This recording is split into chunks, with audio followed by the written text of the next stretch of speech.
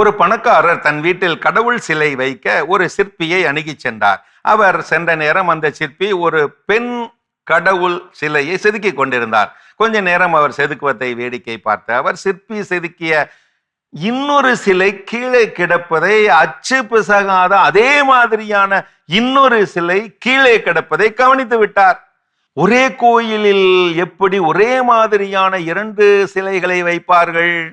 ஓ, வெவ்வேறு கோயிலுக்காக செதுக்குகிறீர்களா? இப்படி கேட்டவரிடம் சிற்பி சிரித்து கொண்டே சொன்னார், இல்லை ஐயா, கீழே கிடக்கும் சிலையானது உடைந்து போனது.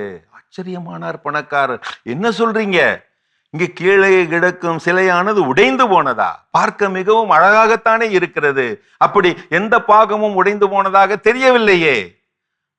அப்படியா? அதோ நன்றாக பார், அந்த சிலையின் மூக்கில் ஒரு சின்ன கீறல் இருக்கிறது பார். போய் பார்த்து விட்டு வந்து சொன்னார், ஆமாம் சிற்பியாரே, ஒரு லேசான மெல்லிசான கீறல் ஒன்று அந்த சிலையின் மூக்கிலே இருக்கிறது. அது சரி, இந்த சிலையை நீங்கள் எங்கே வைக்கப் போகிறீர்கள்? இது பக்கத்து ஒரு கோவிலின் கோபுரத்தில் 40 அடி உயரத்தில் வருகின்ற சிலை. சொல்லிக்கொண்டே ஒளியோடு உழைத்து கொண்டே இருந்த சிற்பியிடம் உணர்வுபூர்வமாக கேட்டார் அந்த பணக்காரர், 40 அடி உயரத்தில் இருக்க போகும் இந்த சிலையின் இந்த குறைபாட்டை யார் கண்டுபிடிக்க போகிறார்கள்? இன்னொரு சிலையை செய்யத்தான் வேண்டுமா? இவ்வளவு பெரிய உழைப்பு தேவைதானா? இது முட்டாள்தனம் இல்லையா? இந்த சின்ன கீறல், இந்த மெல்லிய கீறல் யாருக்கு தெரிய போகிறது? சட்டென சொன்னார் சிற்பி, அந்த சிலையில் கீறல் இருப்பது எனக்கு தெரியுமே. கீழே இருந்த மேலே பார்க்கும் போது அது எனக்கு தெரியுமே. கீழே இருந்து பார்க்கும் எனக்கு அது தெரியும் போது குற்ற உணர்வு வராதா? என் தொழிலில் உள்ள குறை எனக்கு உறுத்தலாக இருக்குமே. அதனால் தான் இன்னொரு சிலையை நான் செய்கின்றேன்.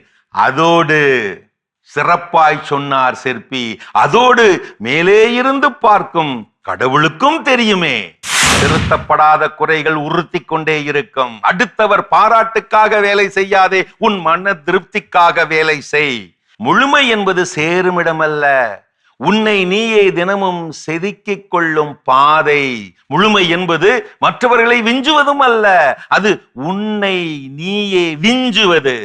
கல்லாக இருப்பது உன் விதி என்றால் சிலையாக மாறுவது உன் மதி. அதுவே உன்னை நீயே செதுக்கிக் கொள்ளும் நீதி. முற்றுப்புள்ளி இல்லாத பயணம் இது. ஒவ்வொரு பொழுதிலும் உன்னை நீயே புதுப்பித்துக் கொள்வதுதானே அழகு.